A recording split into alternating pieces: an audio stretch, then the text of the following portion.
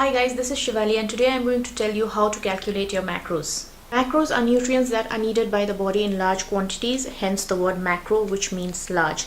There are three main macronutrients which are essentially proteins, to indicate which I will now use the letter P in this word, fats for which I will use the letter F, and carbohydrates for which I will use the letter C.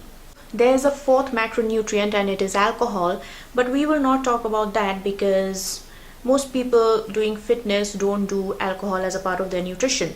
The first thing that I want to talk about is protein. Proteins are amino acids which is required to build up your muscles, your tissues, skin, hair, nails.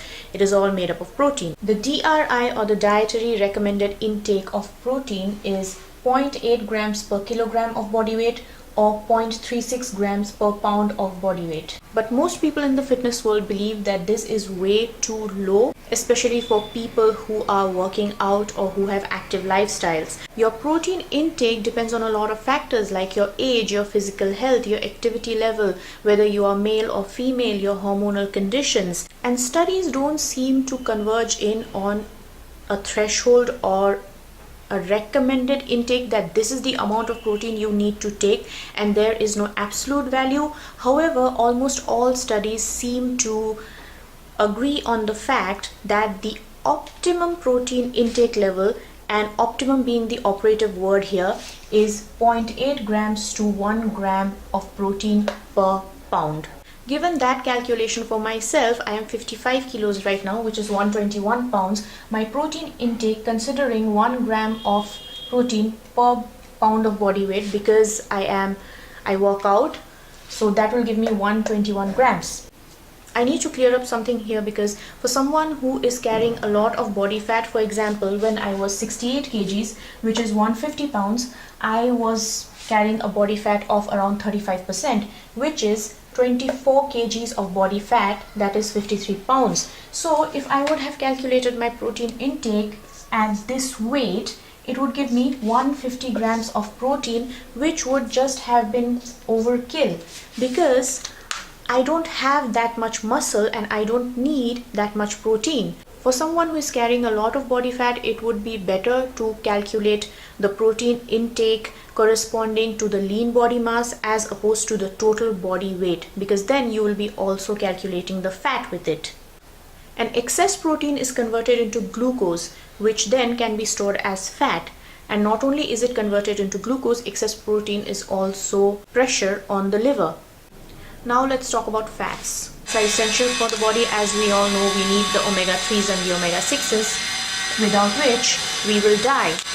Your brain is basically 60% fat, so we do need fat to function.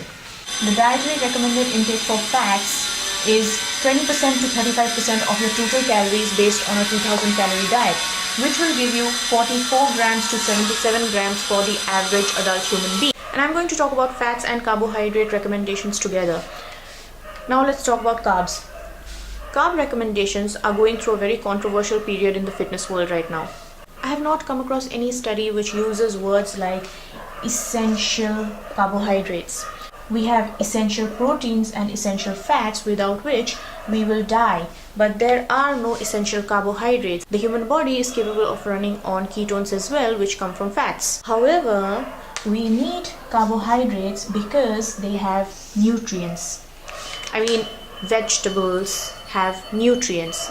So we need the nutrients, we don't need the carbohydrates in them, because without nutrients we will again die. And by nutrients I mean your B1, B12, sodium, potassium, magnesium, and a whole lot of other nutrients, vitamin A, fiber, which are present in vegetables, and other carbohydrates. So when calculating macros, the first and foremost thing which you should be calculating is your protein, because protein is non-negotiable.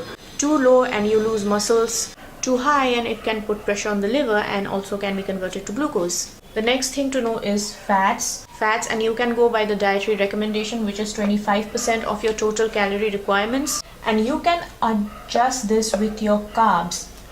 For example, if you're someone who enjoys eating high fat foods, and by high fat I mean the good fats like olive oil, avocados, dairy, nuts, cheese, butter, then you can do moderate to high carb moderate to high fat, and then reduce carbohydrates. And if you're someone who enjoys more carby things like more vegetables, plantain, potato, or even grains like brown rice and quinoa, or if you like your bread, and by which I mean whole grain bread, then you can do moderate to low fat, and then you can increase your carbs.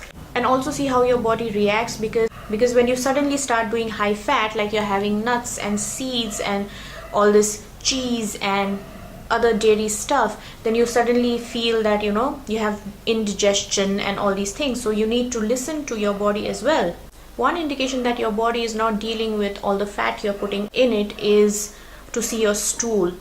If your stool is floating inside the toilet bowl, there's too much fat in it and your body is having a hard time breaking it. And some people have a hard time with carbohydrates. For example, carbohydrates make me extremely bloated. So in that case, you can reduce the carbohydrate and adjust the fat accordingly. But at the end of the day, you have to make sure that you are around your calorie recommendation.